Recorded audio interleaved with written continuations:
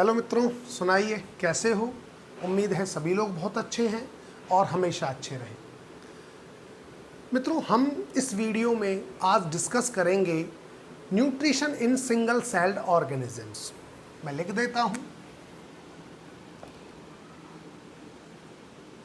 Nutrition in single celled organisms और single celled organisms में भी मित्रों हम बात करेंगे प्रोटिस्टा के बारे में। प्रोटिस्टा जो किंगडम है, प्रोटिस्टा किंगडम के बारे में हम बात करेंगे। प्रोटिस्टा किंगडम, ठीक है। क्योंकि मित्रों ये मैंने इसलिए बोला कि सिंगल सेल्ड ऑर्गेनिजम्स, या प्रोटिस्टा बोल दो या आप बोल दो single celled eukaryotes, single celled eukaryotes, आप ये भी बोल सकते हो सिंगल सेल्ड यूकैरियोट्स। वो इसलिए बोल रहा हूँ मैं क्योंकि अगर हम बात करते हैं nutrition in single celled organisms, तो मित्रों सिंगल सेल्ड ऑर्गेनिजम्स में तो बैक्टीरिया भी आते हैं, ठीक है। लेकिन हम बैक्टीरिया के बारे में यहाँ न्यूट्रिशन डिस्कस करने वाले नहीं हैं। हम डिस्कस करने वाले हैं nutrition in single celled eukaryotes, ठीक है। अब मित्रों होता क्या है, कुछ बुक्स में लिख रखा है nutrition in single sailed animals, मतलब एनिमल को कुछ बुक्स सिंगल सेल्ड बोल रही हैं, जो कि बिल्कुल गलत है। क्योंकि इस अर्थ पर जितने भी एनिमल्स हैं वो सारे की सारे मित्रों मल्टी सेलुलर है, कोई भी एनिमल यूनिसेलुलर नहीं है।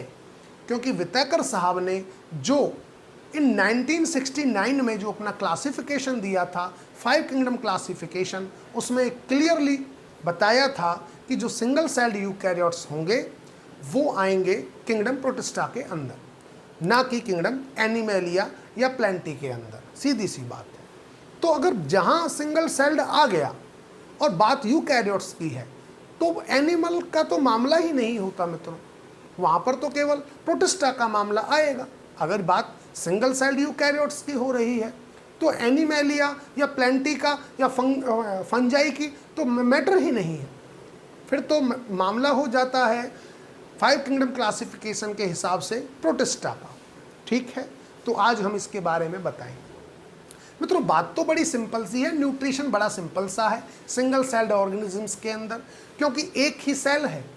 अब एक ही सेल है तो सारे की सारे फंक्शन एक ही सेल को परफॉर्म करने हैं, सीधी सी बात है। और सारे के सारे फंक्शन एक ही सेल को करने हैं तो किसी भी फंक्शन के लिए एक सिंगल सेल की एफिशिएंसी उतनी ज़्यादा नहीं हो सकती। एफिशिएंसी किस में ज़्यादा मिलेगी? एफिशिएंसी उसमें ज़्यादा मिलेगी मित्रों जहाँ पर डिवीजन ऑफ लेबर हो, और डिवीजन ऑफ लेबर आपको मिलेगा मल्टी सेलुलर ऑर्गेनिजम्स के अंदर, ना कि यूनिसेलुलर ऑर्गेनिजम्स के अंदर। डिवीजन ऑफ लेबर क्या है? डिवीजन ऑफ लेबर है काम का बंटवारा कर देना।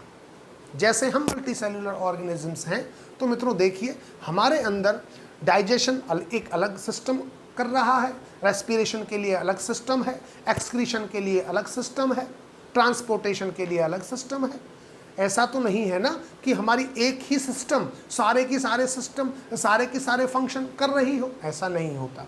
और मित्रों जब ऐसा होता है तो पर्टिकुलर फंक्शन को करने की एफिशिएंसी कम हो जाती है, क्योंकि अगर डिवीजन ऑफ लेबर नहीं होगा तो एफिशिएंसी कम हो जाएगी। तो हम देखेंगे सिंगल सेल्ड ऑर्गेनिजम्स के अंदर there is no division of labour, और there is no division of labour then efficiency जो होगी किसी भी फंक्शन को करने की, किसी भी मतलब लाइफ प्रोसेस को करने की, वो एफिशिएंसी कम होगी, बड़ी सिंपल होगी, ठीक है।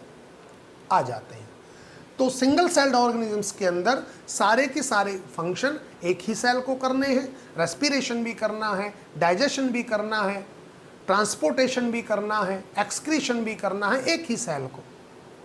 मल्टी सेलुलरिटी में हम देखेंगे डिफरेंट ऑर्गन्स बन जाएंगे या डिफरेंट सेल्स बन जाएंगी, और हर सेल का फंक्शन एक अलग दे दिया जाएगा कि भैया तुम ये निपटाओ, तुम ये निपटाओ, तुम ये करो, तुम ये करो। तो जब अलग अलग काम हो जाएंगे सबके अलग अलग, वहाँ हो गया डिवीजन ऑफ लेबर, और जब डिवीजन ऑफ लेबर होगा तो सीधी सी बात है एफिशिएंसी बहुत अच्छी होगी। जैसे हमारे न्यूट्रिशन की एफिशिएंसी अच्छी है कंपैरेटिव टू अमीबा, अमीबा के कंपैरिजन में, ठीक है ना। ठीक है मित्रों, तो मित्रों अब आ जाते हैं हम एग्जांपल्स में कि हम nutrition in single celled organisms या nutrition in single celled eukaryotes के अंदर हम किसकी बातें करने वाले हैं। तो पहला एग्जांपल आ जाता है मित्रों हमारा अमीबा। ठीक, अमीबा, अमीबा मित्रों, अमीबा सिंगल सेल्ड ऑर्गेनिज्म है, मैं बोलूँ तो सिंगल सेल्ड यूकैरियोट्स है, जो प्रोटिस्टा के अंदर आता है, ना कि एनिमेलिया के अंदर आता है। कुछ बुक्स ने लिख रखा है, वो बात बिल्कुल सरासर गलत है। ठीक है मित्रों, अमीबा जो होता है वो इर्रेगुलर इन शेप होता है, इसकी शेप डेफिनेट नहीं होती। देखिए जैसे ये अमीबा है, ये अमीबा हो गया। अब अमीबा के जब चारों तरफ फूड होता है, ये मान लीजिए फूड पार्टिकल है, तो अमीबा क्या करता है, ये फूड पार्टिकल हो गया जो मैंने रेड मार्कर से बनाया है। अब अमीबा क्या करेगा, फूड को लेने के लिए अपनी बॉडी सरफेस से कुछ एक्सटेंशंस बनाएगा, और जो एक्सटेंशंस होती हैं ये बिल्कुल फिंगर लाइक प्रोजेक्शंस होती हैं। जैसे कि फिंगर है, मेरी फिंगर है, फिंगर लाइक प्रोजेक्शंस की तरह ये अपनी ही बॉडी सरफेस से एक्सटेंशंस जनरेट करता है। देखिए कैसे, ये क्या करेगा, अपनी बॉडी से ही ये बनाएगा फिंगर लाइक प्रोजेक्शंस।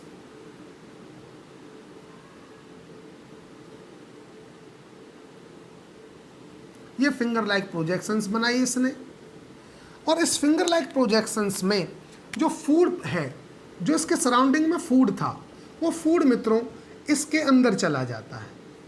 जैसे ये फूड मान लीजिए, ये बड़ा थोड़ा पार्टिकल दिखा देता हूँ, ये फूड जो सराउंडिंग में था ये इसके अंदर आ गया। ठीक है, अब जो ये एक्सटेंशंस बनाई बॉडी सरफेस से, ये फिंगर लाइक है, ये फिंगर लाइक प्रोजेक्शंस हैं, और इन एक्सटेंशंस को मित्रों हम सूडोपोडिया बोलते हैं। इनको हम क्या बोलेंगे, इनको बोलेंगे मित्रों हम सूडोपोडिया, सूडोपोडिया, सूडोपोडिया। आपसे पूछ ले एग्जामिनर कि सूडोपोडिया क्या है, तो बोलिए pseudopodia are finger like extensions generated by amoeba to trap the food. ठीक है, फूड को लेने के लिए या to take the food, food को लेने के लिए जो फिंगर लाइक प्रोजेक्शंस एक्सटेंशंस बनाई अमीबा ने, उनको हम सूडोपोडिया कहते हैं। ठीक है, ये हो गया। अब आगे क्या करेगा मित्रों, जब फूड इसके अंदर चला जाता है, इनके अंदर सूडोपोडिया के अंदर चला गया, बाद में अमीबा अपने सूडोपोडिया को फ्यूज कर लेता है। कैसे करता है देखिए,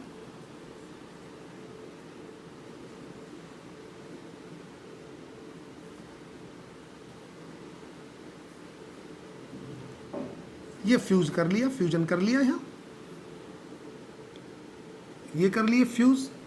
अब फ्यूज कर लिया तो हुआ क्या, हुआ ये कि जो फूड मटेरियल था वो फूड मटेरियल फूड वैक्यूल सा बन गया। एक देखिए, जो ये वैक्यूल बन गया इसको हम फूड वैक्यूल बोलेंगे, और फूड वैक्यूल के अंदर मित्रों क्या आ गया, फूड आ गया। ये फूड आ गया, रेड कलर से जो मैं दिखा रहा हूं, ये फूड आ गया मित्रों।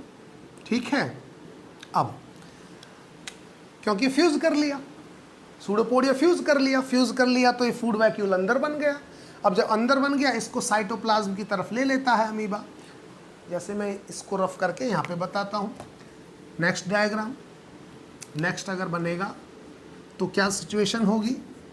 अब इसको फूड वैक्यूल को अमीबा ने अंदर ले लिया, अमीबा ने अंदर ले लिया फूड वैक्यूल को, ये ले लिया जी, ये फूड वैक्यूल था, फूड वैक्यूल को अंदर ले लिया। अब फूड वैक्यूल को जब अंदर ले लिया तो अंदर लेकर ये अपनी सेल के अंदर फूड का डाइजेशन करेगा अमीबा। डाइजेशन के बाद न्यूट्रिएंट्स को साइटोप्लाज्म में निकाल देगा। अब डाइजेशन के बाद सीधी सी बात है मित्रों, वेस्ट मटेरियल तो जनरेट होगा, सीधा सीधा सा फंडा है भाई, डाइजेशन किया है वेस्ट मटेरियल भी जनरेट होगा। तो जो वेस्ट मटेरियल जनरेट होता है अमीबा के अंदर, उसको उसी तरह से वो निकालता है बॉडी सरफेस पर जिस तरह से फूड को बॉडी सरफेस से लिया था। ठीक है, मतलब वेस्ट मटेरियल जनरेट होगा, डाइजेशन करेगा पहले तो, जब डाइजेशन करेगा न्यूट्रिएंट्स को साइटोसोल में निकाल देगा, और जो वेस्ट मटेरियल है, वेस्ट मटेरियल को फिर से जो वैक्यूल होगा वो फ्यूज़ हो जाएगा सरफेस के साथ, और सरफेस के साथ जब फ्यूज़ हो जाएगा तो सरफेस से फ्यूज़ होने के बाद वेस्ट मटेरियल को सरफेस पर निकाल देगा, और सरफेस पर निकाल देगा तो सरफेस से इस तरह से वेस्ट मटेरियल बॉडी से बाहर चला जाता है। कितना सिंपल है अमीबा के अंदर न्यूट्रिशन, सिंपल सा है। अमीबा क्या करता है, अपनी बॉडी सरफेस से पहले एक्सटेंशंस निकालेगा, जो फिंगर लाइक प्रोजेक्शंस होती हैं जिनको हम सूडोपोडिया कहते हैं। सूडोपोडिया के अंदर खाना जाएगा, खाना जाने के बाद सूडोपोडिया को आपस में फ्यूज़ कर लेता है और फूड वैक्यूल बन जाता है। उस फूड वैक्यूल को अपनी बॉडी के अंदर ले लेता है, साइटोसोल में ले लेता है और पूरी तरह से फ्यूज़ हो जाता है। अब वहाँ पर खाने का डाइजेशन होगा, न्यूट्रिएंट्स जो निकालेगा, न्यूट्रिएंट्स निकल जाएंगे, रिलीज़ हो जाएंगे, और वेस्ट मटेरियल को मित्रों वो जिस तरह से खाना लिया था उसी तरह से बॉडी सरफेस पर रिलीज़ कर देगा वेस्ट मटेरियल को, और वेस्ट मटेरियल बॉडी से आउटसाइड चला जाता है, बाहर चला जाता है। कितना सिंपल है अमीबा के अंदर। इसी तरह से मित्रों पैरामीशियम भी करता है, लेकिन पैरामीशियम जो है उसकी शेप जो होती है डेफिनिट शेप होती है, अमीबा की तरह इरेगुलर नहीं होता वो, उसकी एक डेफिनिट शेप होती है, और उसकी बॉडी जो होती है उसकी बॉडी के चारों तरफ सीलिया प्रेजेंट होते हैं। उसकी बॉडी के चारों तरफ पैरामीशियम में, मैं दूसरा एग्जांपल अगर ले लूँ मित्रों तो मैं दूसरा एग्जांपल लिख लेता हूँ, पैरामीशियम, पैरामीशियम, दूसरा example paramecium, paramecium, paramecium. Paramecium में क्या है, डेफिनिट शेप होती है, ठीक है ना, और डेफिनिट शेप जो होगी इस तरह से,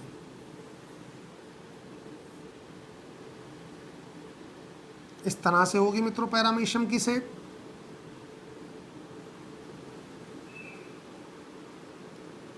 थोड़ा सा ऐसे बना देते हैं, और इसके चारों तरफ सीलिया होते हैं इस तरह से, इसके चारों तरफ सीलिया प्रेजेंट होंगे पैरामीशियम में।